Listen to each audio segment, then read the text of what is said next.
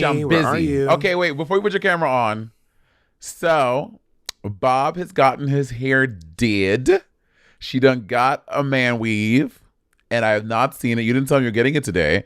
So, I'm about to see it and whatever. Are we going to count down?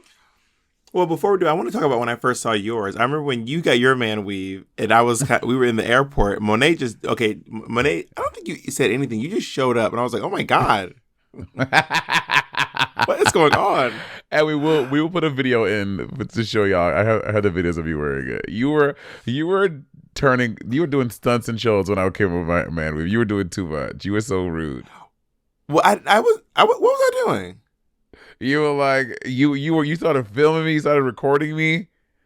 No, okay, just so everyone's clear, I was vlogging everyone. So it's me, Larry, Tislarm, like everyone was. So it's not. I did not start filming Monet because she showed up with hair. Everyone was filming. I There's had footage, hair on and you were filming me. And if you look at the film, you'll see the film starts with me and Larry, me and DJ Two-Face in my apartment before I even knew Monet did her thing. Anyway, are you ready for my hair? Yeah, I'm gonna count down from 3. Okay. 3, 2, 1. Reveal yourself.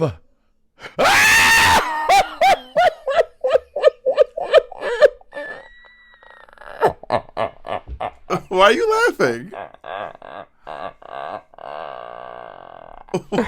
You look like that picture with you and Justin when y'all have the Christmas one when you have the sweaters on. Bob, I'm gagging. Oh my God, you look so. I thought you were gonna get the Killmonger. Yeah, so I went to Mickey the Barber, who we mentioned on the podcast before, and Mickey did not have that unit in. She didn't have the unit to do that. So we were like discussing, what should I get? Should I get waves? And I ended up with this little curly, little mini fro moment. It's not even a fro. How long? Okay, tell us the process. How long did it take you? I want to know all the things. Okay, so this took about 3 hours to do. I was also stopping. We were talking. We were like talking and chatting. It probably would have been an hour and a half if we weren't talking and kikiing and cackling and vlogging the whole thing. Is Mickey queer? Mickey is queer. Mickey identifies as a lesbian. Work. Yes. And is Mickey close to us, or was it like a trek? So it's in the Arts District. I don't know what that means.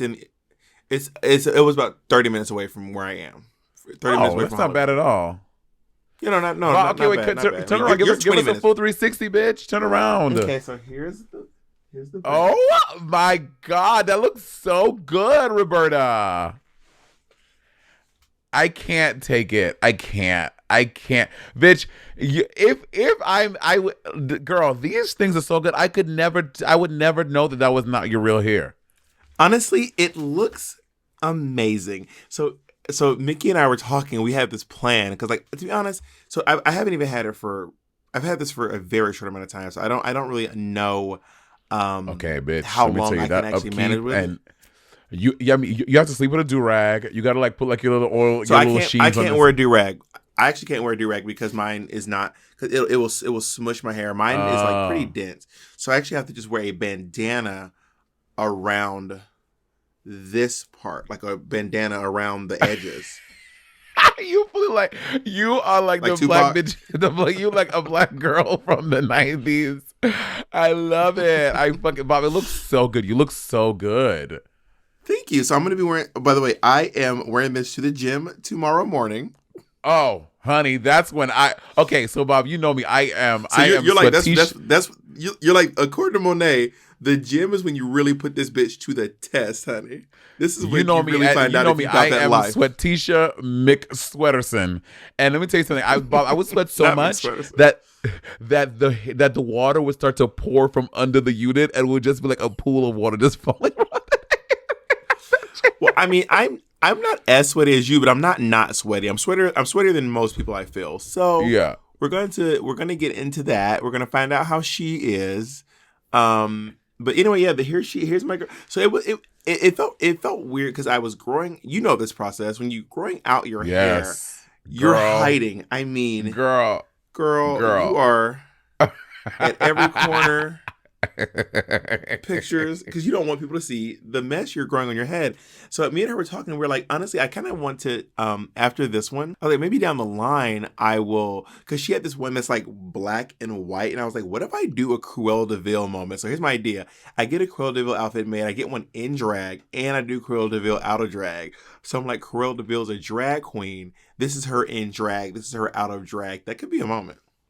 I want to do so. I want to get one too. I want to do a full blonde woman though. I want to do blonde, or do like caramel brown. Like so, bitch, I'm gonna be one color, hair, skin, everything one color, monochromatic. You should go to Mickey. I'll go to Mickey. Mickey's like one of the best ones. But I've seen Mickey has done like low Caesars. I'm like, how is that? How is it so unclockable? It's really good. Mickey does really good work. So when she does a low Caesar, she's actually hand laying the hair. So it's not a unit. This is a piece. When she does those low Caesars, she's actually laying the hair individually by hand. But what she's saying is that hairstyle really does not last any more than 2 weeks. And that is taking extreme care of it, and it only lasts for 2 weeks. This can last for like a month. I don't know that I'm going to last a month. Oh yeah, how are you going to put wigs on? Well, I don't have any gigs until January. I don't have any gigs until the new year.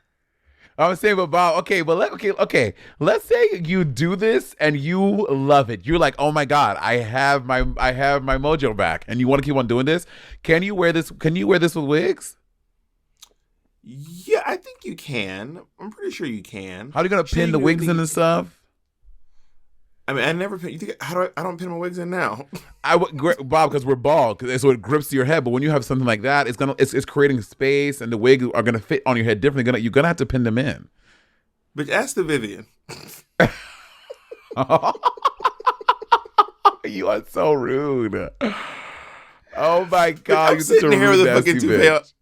I'm sitting with the toupee on myself. But honestly, this part is really the main feature. Oh, it's everything. It's fierce, bitch. Bitch, it looks so fucking good. You about to get all the tray, honey. You about to get all the pussy. I know the comment section's looking thirsty, honey. No, I'm just kidding.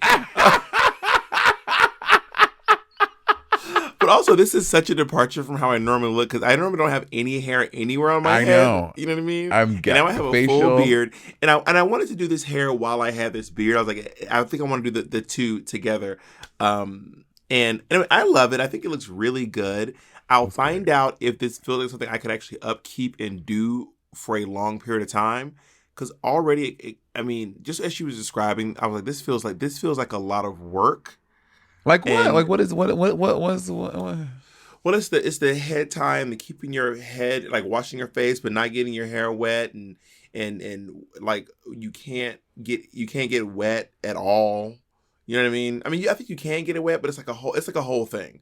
She was like, just keep your hair wrapped in the shower, do all this. You basically, it's a weave. You have to treat it like a weave. You see, that's my problem. I gym so when I got mine, I was like, the first day I didn't go to the gym, obviously, and I was like, the second day I was like, I'm going to the gym, and then kept on going to the gym, and it started to get so itchy. My skin was so irritated under it from like the sweating and not being able to, like, I guess, cleanse that area. It really irritated my scalp. It took my scalp I had like really a bad breakout. It took my scalp a while to recover, like a couple of months. Oh my God. Well, I'm also, if it was warmer, actually maybe I will. I think I want to try to test this hair out. I want to go swimming. I'm going to go to the gym. I'm going to go hiking. I'm going to like put this hair to the test. I think maybe my vlog will be me like testing this hair out and seeing how it withstands, with me trying my best to take care of it, but also like actually like putting this hair to the test. Again, and I'll tell y'all don't know. So what I found out, there are a lot of basketball players do this. They have man weaves in it, and bitch, we out here thinking that they are living the best life, but they fully, which you are. There's no problem with man weaves. Which people, I wear wigs for a living, literally, so there's no problem with it. But a lot of people have man weaves on more than y'all think. If these basketball players are doing it and they're sweating, then hell, if they can do it play basketball. But also, bitch, they're making like $83 million a year. Bitch, they probably change it every week. But you want to be up in, honestly, when I did have, actually, we had a really great, I kind of want to bring Mickey on the podcast. We had a great conversation about like how a lot of her clients are almost exclusively gay men. Even the ones who don't need the weaves, because they just don't want to go to barbershops. Toxic fucking barbershop. Barbershops are terrible. I used to hate them as a kid. Yeah, my faggoty ass. So she's like, yeah, a lot of people just don't want to go to barbershop. They'd rather be with a queer person, and it just feels better to be able to talk to another queer person instead of being in like barbershops are like y'all. They're horrible. Like for a queer person, I'm sure for straight people is fun. Woo, yay, congratulations. But for black queer people, especially, I can't speak for. I don't know what white barbershops are like. But for black queer people, barbershops can be. I don't know. I bet y'all just be up in a doo-wopping barbershop quartets in the corner. I love to get my hair cut, yes I do. I love to get my hair cut, yes I do. Shut the fuck up. But for black people, black queer people, a barbershop can be a very traumatizing place. To be honest, I am serving this look right now. This is oh my God. I see. Bitch, first of all, I'm looking at the camera. I'm like, I know this nigga is not looking at me. Bitch, you're looking at yourself. I know you're looking at yourself. Well, you are. Were you looking at yourself when you first got your hair done? Oh yeah, bitch! I couldn't stop looking at it. I loved it. It was crazy. You're living. You love it. Ooh, how long did you you fucking How love long it? did you keep yours? How long did you keep yours? I want to say maybe like about, bitch, I kept it in maybe like 2 weeks. No, I have the video of me ripping it off at the Amsterdam airport when we went for Sibling Rivalry. Wait, did I only see you for? I hadn't seen you for 2 weeks. What do you mean? I saw you at the airport. That's when I saw you. That's when I first saw the hair, was at the airport. I didn't see you for Bob, 2 are you weeks. forgetting these are back in the days when we were traveling? We weren't always in town at the same time, bitch. We were always doing our own thing. No, you was avoiding me. You was hanging out with Kim. You and Kim and Plastic was hanging out at the time. Wait, I had to find the video. I bet $1 y'all Jay, was. I don't know if I want to put this on the podcast. This video is very embarrassing. I don't know if I can do that, but I'll show you. Are you gonna show me? You say you're gonna show me? Yeah, okay, but Jay said, do something with my screen or something. Look at me. This would be this would be a Patreon exclusive. Only the patrons can see Monet ripping the piece off. Wait. Show me. Wait, was it hurting? Was that why you couldn't do it? Yeah, it hurts so bad. Turn it more to the middle. Turn it more to the middle. It's like it's like a fucking adhesive. It hurts so bad. Why didn't you? Oh, I was gonna say why didn't you use a solvent, because you were in the airport. I was in the airport, and I remember you and I we were sitting right next to each other in first class, and my hair was scratching so bad. I was just like hitting my head so bad. So we got to the Amsterdam airport, and I was like, I can't, and I disappeared to the bathroom, and I came back, and I took my weave off, and so all Mickey of y'all were like, "This bitch is crazy." Mickey said that it's not actually the sweat that would make your hair itch. It is the hair growing back.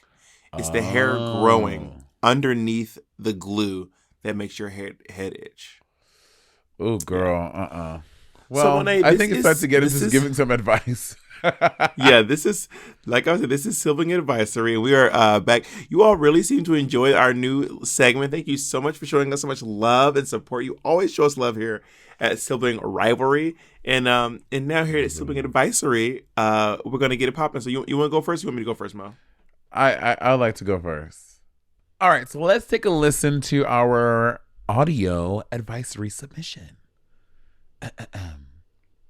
Hi, Sibling Advisory. My name is James, and I want to get your guys' opinion on some very petty high school drama. Oh, God, high school drama. So I have these two friends that really do not like each other. Let's call them M and V. M is spreading rumors about V. She's taking pictures with V's ex to make her jealous. She is turning mutual friends against V. And I feel bad because I want to tell V about the things that M's doing because she doesn't really know. But me and V have only been friends for a couple of months, whereas me and M have been friends for a while, and we're definitely closer. And M has had my back during times when I was not doing the right thing. So I don't really know what I should do. What do you guys think? What was that one? It was SZA. It was your favorite song on the weekend. Petty high school drama. Oh, that brings me back. Oh, this is so high school. I used to engage in a lot of this behavior. You might be shocked. It could not be further from my high school experience. I was the president of the drama club, but there was no drama in our club, honey. That's a lie. Arts kids are so dramatic, and there's always drama in art school. Are you joking? Not me, girl. Listen. I'm telling you, I keep telling you, I was a very innocent kid. I was not sneaking off and sucking dick and doing all that crazy stuff. I had one girlfriend, and I was very monogamous to my one girlfriend. We were not pettying. We were not. I was not Mr. Steel girl. There was no tomfoolery or shenanigans going on.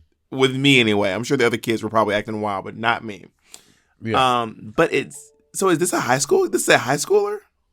Yeah, this is high school. This is very standard high school drama for sure. Yeah, well, you seem to be the expert, so I'll let you go first, and I'll give my advice after you. Well, I am. Bob and I have discussed this on the podcast about being ride or die and like who the friends like you really ride for and do things for. But it doesn't sound like you are ride or die for M or V. Yes, you're closer to M, but it doesn't sound like she's like, or they are like your best friend, or like you're like homie. For example, if M was Bob and V was, I don't know, fucking Layla McQueen, I would ride for Bob, and Bob and I would have conversations about, bitch, you're being messy. I think that you can have a conversation with M that M is being messy, but I don't think you need to go and tell on M to V, because that's just gonna make more drama. And yes, you're going for like the righteous thing and try to put everyone out there and let V know what's being said about her, but that's gonna stir up more drama and possibly. I mean, I don't know how about it y'all are at your high school, but that could possibly start a fight between M and V. And then you're going to be right in the middle of it because you told V that it was M saying the stuff. So I think you should tell M, girl, you're being really messy. You need to stop doing this because, I don't know what the rumors are though. Like, is she saying like she's like sucking, like she's saying that she's sucking this boy's dick? Like, I don't know like what the drama is. Well, I was hearing like taking pictures with the ex and stuff. I agree with Monet. I mean, I just to second that, you can. In my opinion, being a real ride or die, being someone's real friend is letting them know when they're being messy and not standing up for them when they're in the wrong. When you're a real friend, you're like, hey, these are the areas you can improve upon, and this is where it's getting a little messy. To me, that's what real friendship is. You know? Yeah, yes. So I think talk to M, be like, M, you're being messy. Like doing with the thing with the boyfriend. Like, girl, you need to like, girl, come on now. But I don't think you need to get yourself involved and tell on it. Yeah, you're doing too much. Yeah, because then you're making their drama your drama, and baby, let me tell you right now, I don't need extra drama in my life, despite what you hear me say here on this podcast. We got all enough. Me and Money got enough going on. Yeah, Bobby and drama too. Yeah. Anyway, let's go to our next one. All right, dear Bob and Monet, I'm a Black queer woman in charge of a. Oh, by the way, just so everyone knows. As a reminder, this is our new segment. It's called Sibling Advicery, and we do want you all to send us some audio submissions. We will have a little description at the end of this episode telling you how to send in audio submissions. All right, here we go. Dear Bob Monet, I'm a Black queer woman in charge of a small team at a major tech company. My team is racially diverse, but there aren't any Black people on it. I sometimes feel pressure from external forces, friends, family, coworkers, and their teams that there aren't enough Black people working for me. It's not a purposeful thing that happened, and I feel like I do a lot of other things to increase Black representation in my company. I sometimes feel like I shouldn't have to justify myself to other people, but I'm also aware that I've grown up with some internalized racism, and I'm trying to leave space to listen to the critiques of other people of color. How do I navigate this and hold myself accountable? Do I even need to? Sincerely, clear-coded. You may take this one first? Yeah, girl, I know you want to. So I have a creative team on the show We're Here that is made up of mostly Mexican people and some white people as well. So I have Gloria Divina, Mindy Lamore, Tyler, and Ricky, who are all Mexican, and then I have Domino, Layla, and Kennedy, who are white. And there aren't any Black people on my creative team. And in this moment for me, it ended up happening this way because I did have Black people on my creative team. Actually, I had Asian people on my team. I had Black people on my team. And then through availabilities and working with people and what's ended up working out best, and I ended up with the team that I have now. I used to have Keisha Carr on my team. I used to have Jasmine Rice on my team. And the people that everyone who's been on my team has been an expert in drag. Now, this is just on my team for We're Here. This actually feels very similar to what I'm going through as well, because I do have black people on my lawyer is black, my trainer is black, one of my photographers is black, two of my hairdressers are my wig stylists are black. There's obviously lots of black people on my team, but sometimes when you post I post this one picture and it was just me and these Mexicans and these white people, and everyone's like, see, Bob hates black people. I knew it. And then, so part of me wants to listen to what people are saying and be like, okay, I'm listening and I'm hearing what you're saying, because you're seeing that this particular part of my creative team doesn't have any black people on it. And it's also kind of like this person, our friend here, Queer Coded, that is only a fraction of my team. This is just one part of my team that's on this particular television show, not my team at large. You know what I mean? And of course, in my head, my thing was my gut reaction was to defend myself and be like, you don't even know that the DJ that I mainly travel with is black. Whenever we travel, we use almost all black dancers. And not only that, I have I've done 2 full black queer festivals for black queer people where we hire black people, pay them very well for their time and their talents. But also, very well is debatable. We paid you less than everyone else. And then we actually the other one, they're great. But then I'm also thinking to myself, I don't want to justify that by parading around the people that the work that I do, because I don't do it to be able to be like, oh, look what I did, Miss Thing. I do it because several reasons. One, because I love to help and pay black people. And sometimes it's just because those black people happen to be the best people for the job as well. Yeah. You know what I mean? Yeah. So I think that in terms of listening to the critique, you can listen to it. And if it feels valid to you, you can apply it. If you think that there is some room for improvement for yourself, then you can do that as well. What do you think, Monet? Yeah, I agree with that. I don't often get that same critique as Bob, but I do sometimes as well. That, oh, why don't you have this person do your hair? And I see none of your designers are black, and that's just literally not true. Like Bob said, a lot of it is availability, but for your specific circumstance, I know that I don't know because I'm not involved in tech. But I have heard that critique that there aren't a lot of black people involved in tech, and why they're hiring more black people, et cetera, et cetera. So you're obviously in another industry that people say this to you about your industry a lot. So I understand the frustration, but I mean, I agree with Bob. I mean, you can't you know that you are making strides to make that happen as best as possible, and you're trying your best to fill that void with black folk and black queer people especially, and I get that. So I think if you know that you are doing your due diligence to make that happen, and you're trying your best, people gonna have something to say whether you are doing really good or really bad, or whether you're trying really good. Or whether you're trying really hard or not, people are going to have something to say regardless of what the fuck you're doing. So as long as you can sleep with yourself at night, knowing that you are doing those things to try to make that happen as best as you can, that's all you can do. You cannot do your job to please other people. I guess that's part of it. Having a job is to please your boss and make sure you get fired. But and pleasing customers and pleasing so and so. Yeah, the part of depending on what your job is, basically depending on your job. Yeah, with your job.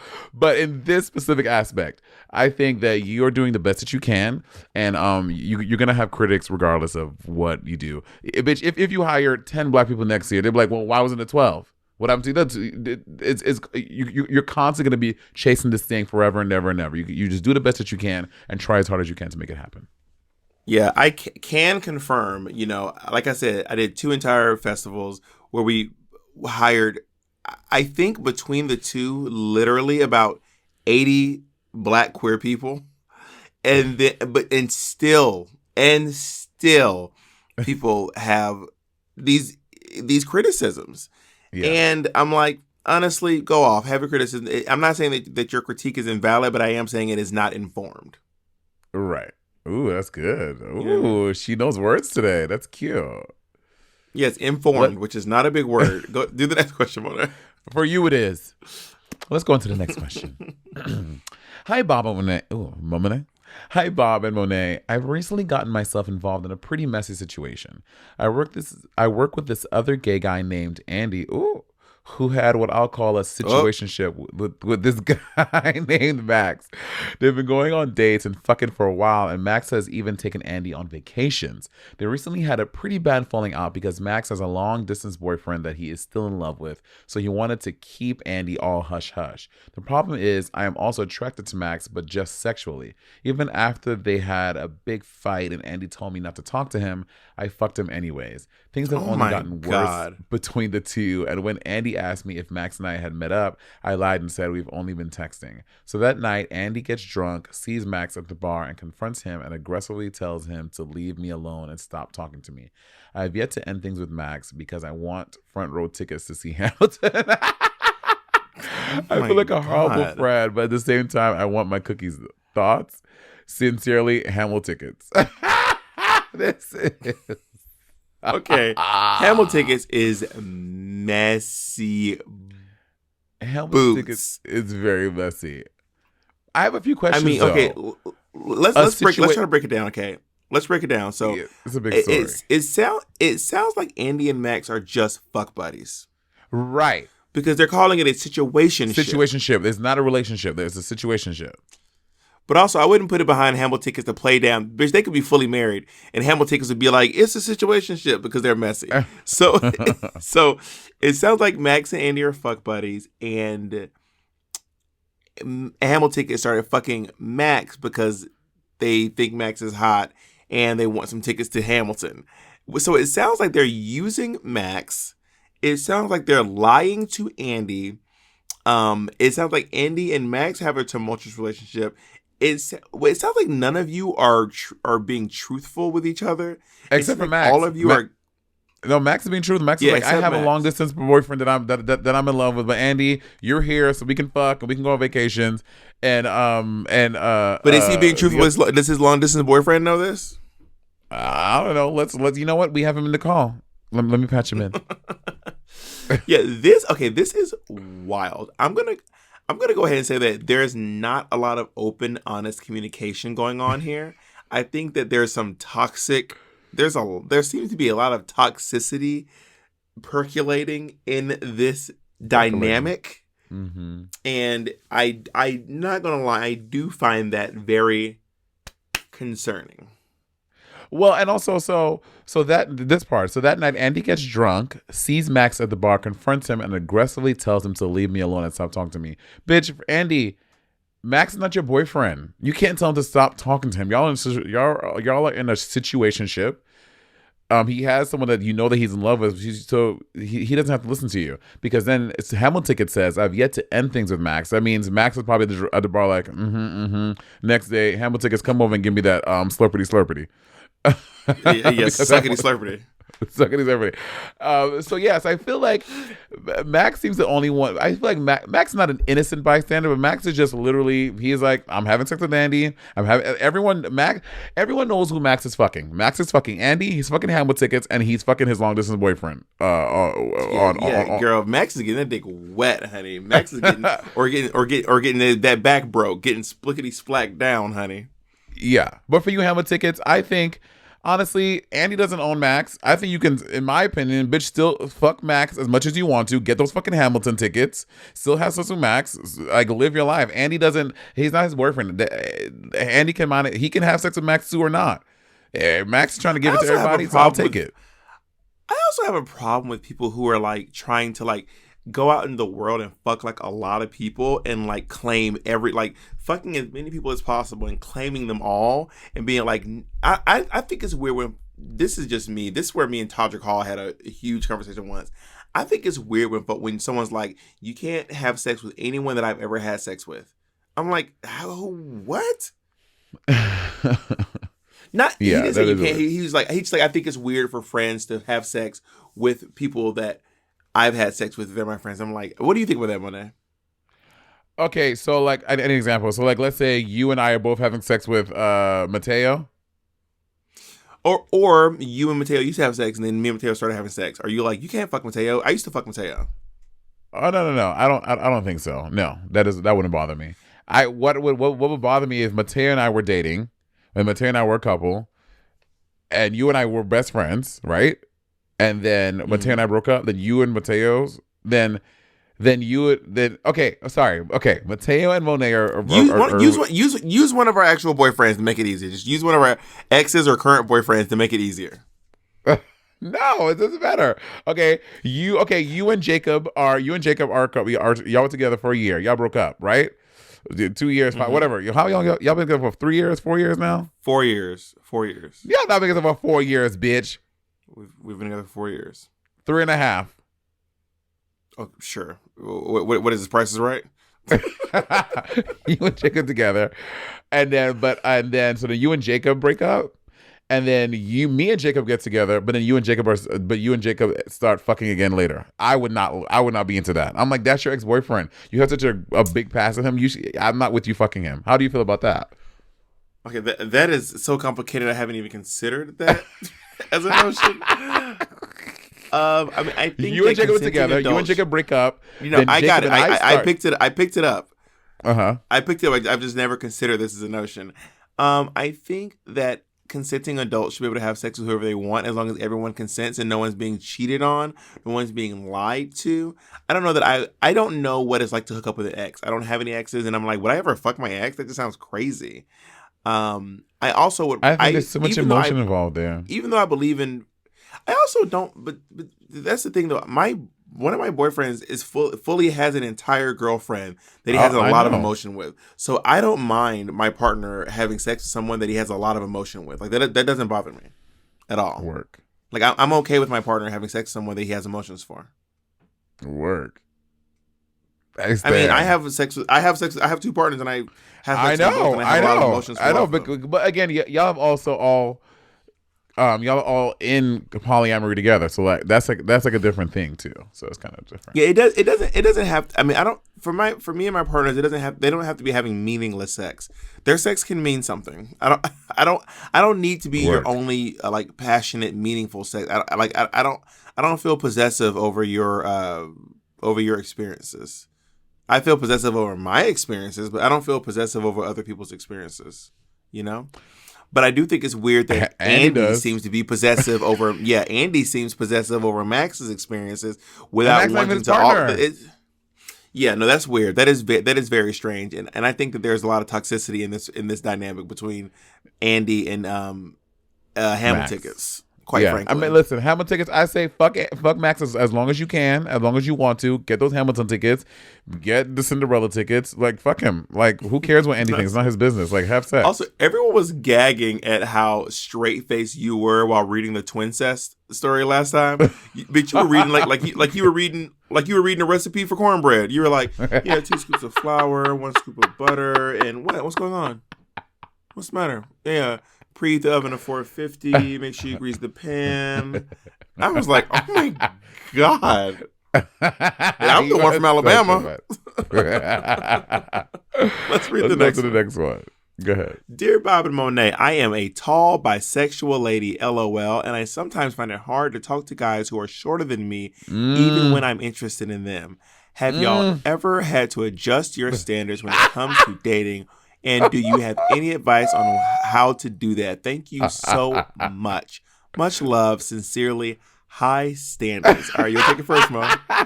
Can I just tell the listeners, Jacob is the one writing the names. Jacob, these are really good. I'm very impressed. You're funny. Jacob's very funny. Not High Standards. Okay, girl.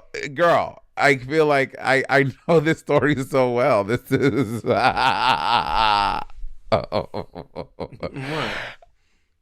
So Bob, obviously, both of Bob's partners are very short. Bob has no problems dating people that are much shorter than him. But also in Bob's relationships, Bob asserts himself as the top and as the dom in his relationships.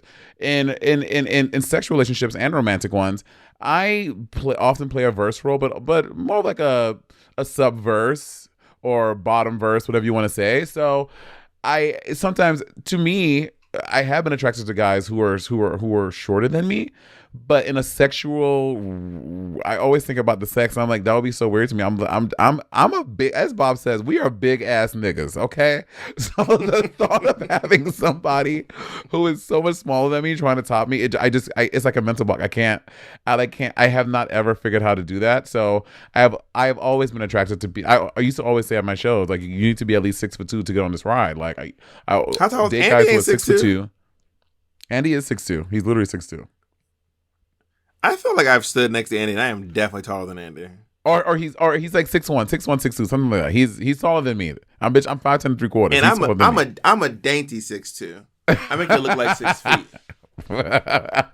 So I'm big boned, I'm fat, I'm tall, like so I definitely, so I never really gravitate towards really skinny guys or guys who are short, because I just feel like I'm just such a big ass nigga. Like, I just need someone who can hold me down.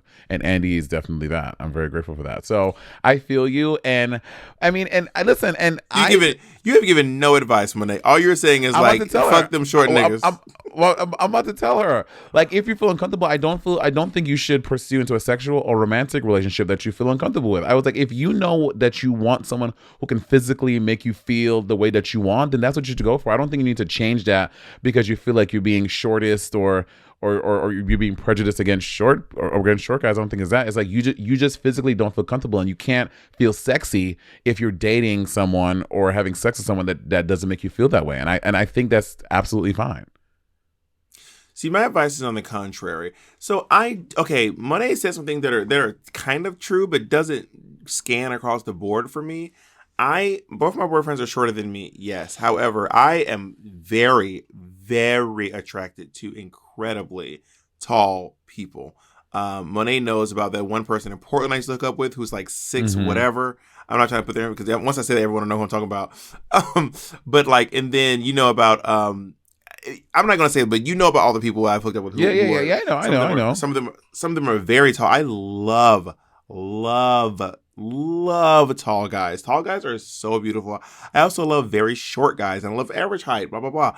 And I do think that when I first started like having sex or whatever, I had a very limited view of what I could find attractive. But then I just opened up my mind, and I tried new stuff, and I realized that I think it is possible to shift your perspective on how you view beauty and sexiness in other people. I recommend you listen to a podcast called "Tell Me I'm Fat." It's an episode of This American Life. It's an episode of This American Life called "Tell Me I'm Fat." It's an episode by the woman who did Shrill, who wrote Shrill. She used to work for Dan Savage, and it's about a woman who had to shift her. Dan Savage podcast is also really good. Oh, work. She had to shift her perspective on how she viewed fat people as a fat person. And she was like, I had to decide that fat was sexy.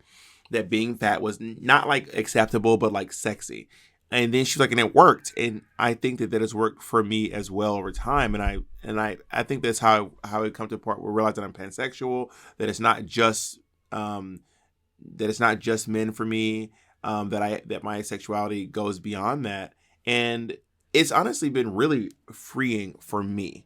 And the best thing I can say is just I had to just challenge my notions of what I thought was attractive. And there's still biases that I want to break down in my what I find sexy and what I don't find sexy in the world. I'm not 100%. I still have things that I find attractive and unattractive in people. And you ever notice that people who have a wide palette seem to be having the best sex and the best sex lives? You ever notice that? Like, folks who just like are down to fuck with a wide palette, they fuck tall guys, short guys, fat guys, skinny guys. Or people in general, they seem to be having some of the best sex and just living their best lives. And I am very envious of that. Yeah, I mean, regarding this person, I don't think that the person, I don't think they're saying that. Because you said to shift your perspective. Go ahead. It sounds like this woman is saying that she doesn't want to, that she has a hard time dating short guys because she's very tall. And I don't think she's saying that short guys are unattractive. She's not saying short guys are not attractive. She's saying that she's talking about short guys and how it makes her feel, I think is what she's saying. And I'm like, going into a situation. To quote, I sometimes find it hard to talk to guys who are shorter than me, even when I'm interested in them. So it seems like there's like some sort of a mental block. So there's some sort of a mental block stopping her from wanting to talk to these people. And I'm saying try to shift your perspective on situations like that. Yeah. So I was going to be very clear. This person is not saying that short guys aren't attractive or she's not into them. She is into them. She finds them but it's for her. Like, and I think that going into any situation, yes, you can work on shifting your perspective to like a wider palette of guys. But going into any relationship or any sexual situation, what I think is something that is at the front of how it should be at the front of your mind is how. Oh my God, someone in my house.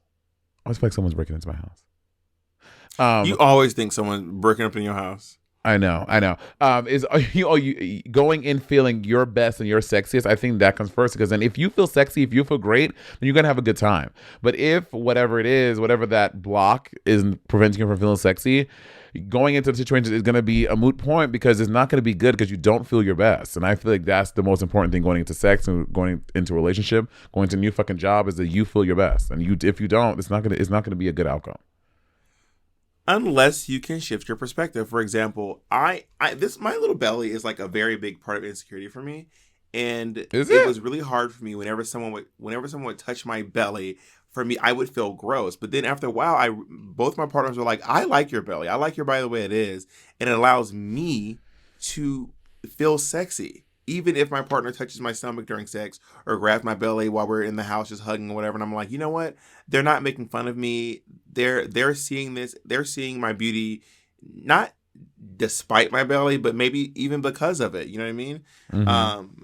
And it allows me to be like, oh wow, I'm actually able to not be so subconscious because of this part of my body. You know? Will you let me touch your belly? And if you want to touch my belly, Monet, you can touch me. You probably touch my belly. I smack your ass all the time, so yes, you can touch my belly. I think I smack Monet's ass more than I smack my own partner's asses.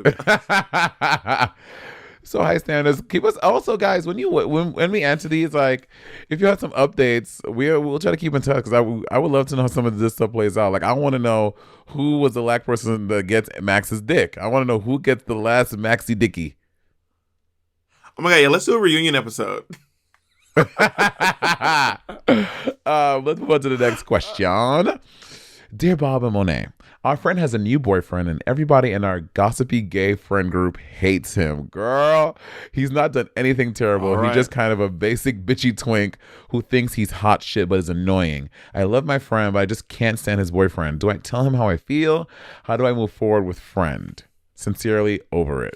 Girl. We've been there with a friend before. You said you've been there with me before. Okay, it was just you. It wasn't everybody. It was literally just you. I did not. Down the line, I told you I didn't really like you. I didn't really care much for your boyfriend. It wasn't like this. He's a basic dumb bitchy twink. I was just like, I don't think I like this guy. And I've had this with a few of my friends, and my rule of thumb is if I don't like someone's boyfriend, I don't say anything. I shut my mouth. I shut my fat ass up.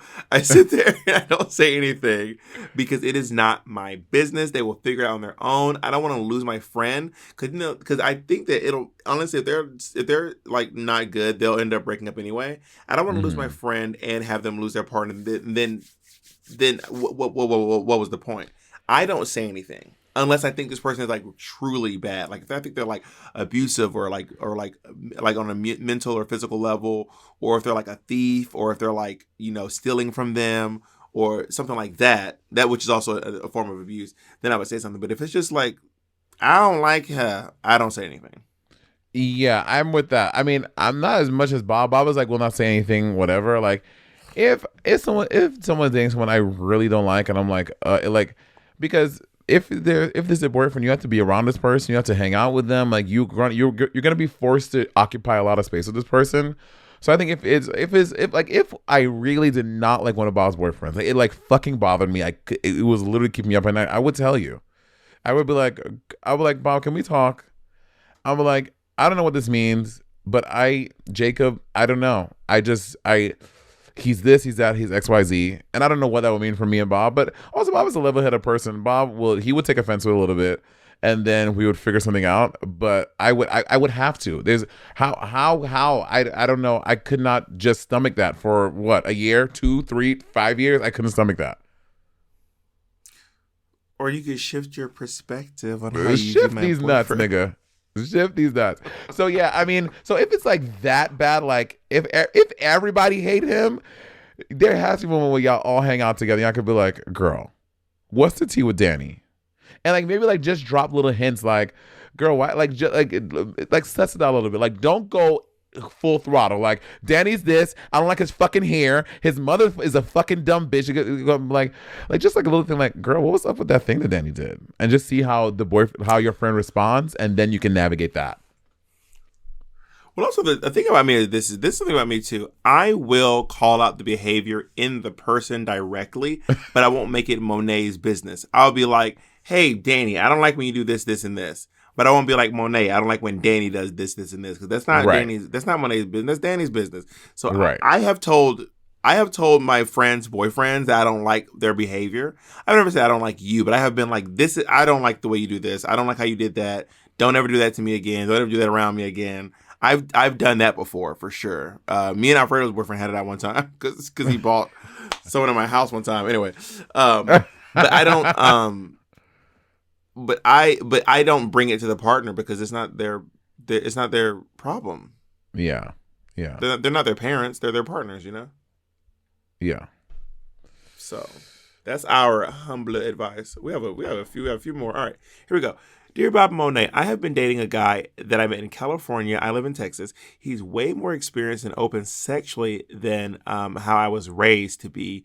Even talking about sex makes me nervous. Okay. When he recently told me that he was interested in pegging, I immediately changed the subject. Will you both help and tell me how I can get out of my head sexually to be open to try new things? I've only had vanilla sex in the past, but I get no pleasure from it. Oh my God. Oh. So I want to explore. Sincerely, a whole new world. Oh my whole God, spelled HOLE. Okay, so it sounds like you're with a guy who wants to you to strap up and peg him.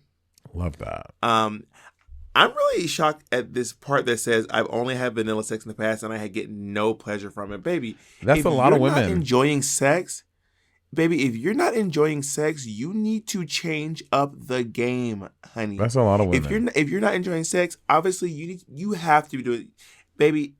You got it. I mean, this sounds like one of those scenarios. Someone who's like, I've never had an orgasm before. I mean, you don't enjoy sex at all, baby. Something is. I mean. You can enjoy the act of sex. New stuff. You can enjoy the act of sex and not get pleasure. Like you can like getting penetrated, but doesn't mean that you're getting off. You know what I mean? So I think that could also possibly be it. I assume that this person meant like I get no pleasure, like not just physical, but like I don't like it. I get no pleasure from sex, not just no physical pleasure. But I might be reading into that too much to be honest. You know? I mean, obviously, if you're pegging someone, you're not going to get actual physical pleasure. It's going to be more of a. Actually, that's not true because sometimes when pegging, you can actually get clitoral stimulation as well. Yeah, about to say, they have the little attachment you can put on there. Yeah. But I think a lot of pegging is for the person doing the pegging is a mental thing. Yeah. But also, I don't know because I've never pegged anyone. I've never worn a strap on. I don't have a vagina. So I don't know how that actually works. But I can say that I think you gotta try. You baby, you may have this man may have landed in your hands at the right time in the right place to show you I can show you the world. This might be the moment. Yeah, I think so you want to find out how you can get out of your head sexually. I think maybe what it can start with, because you said that you don't like even sometimes talking about sex makes you nervous. So maybe y'all can start with getting a dirty magazine, looking at that together. That can graduate to watching porn pics together online. That can graduate to watching porn together online. I think that you know what else they could do, Monet? You just reminded me. Maybe you can start with texting. Texting, dirty text. That's a you don't have to great say way it to out start. loud. You can just send some dirty text. Even if you're texting someone in the room, that can be hot and very sexy. Oh, very sexy. I think that can be very sexy. Then if when y'all go out to dinner, after you do the text, you can graduate to like maybe like at dinner, just whispering something to him whispering something to you that's dirty, like stuff like that. So you could just get more comfortable with getting, and again, it doesn't have to be dirty like, I want you to take your fucking penis and annihilate my pussy through my mouth. Like, you don't have to be all that. It can just be like, I really wish That wasn't even sexy. You weren't even trying. You were just writing. Wait, was that excerpt from Coldest Winter Ever? Was that a Sister Soldier book you were reading? It can be something really simple like, I really wish I was kissing you right now. I really wish I was touching your penis right now. Like just small things that just get you going, so you can get a little bit more comfortable. Then you can start watching porn together and doing that, and then that can graduate. Because then also when you get in porn, you can get inspired. You can be like, oh, what is that toy? And then maybe maybe y'all can take a trip to a porn store together, and y'all can buy like little like I think it's a gradual thing. But I think starting with text, what Bob said, I think that's a great way to start. That's a great way. That way you're not saying it. You don't have to look at his reaction in time. You can text it, press send, and just wait to get it back and then see what happens. I think that's a great way to start. Yeah, try sending a dirty text when you're apart from each other, and then maybe try sending a dirty text when you're together in the same house. Yeah. Maybe not in the same room, but in the same house when they leave the room. And then if you really want to get kind of spicy, send a dirty text when you're with your friends, but you're just texting each other. But it also depends on the partner you have, because we like one of our friends, Patty's that friend that if you try to text, like if I try to text Patty something shady about Monet, before Patty reads it, Patty looks at the phone and goes, Bob, why are you texting me? And I'm like, nigga, shut the hell up. That is very Patty. That's because Patty's loyal, unlike Kennedy that just let anything fly. That's why. If you want to submit a question for Sibling Advicery, we're not trying to gatekeep the advice, but you have to be a patron of ours. We keep it behind the paywall. So you want to submit a question for Advicery, we put a form on our Patreon. You can submit it there. And again, we encourage audio submissions so we can get a feel for who you are and your vibe and your temperament, so we can help you a little bit and give advice that's curated more for you.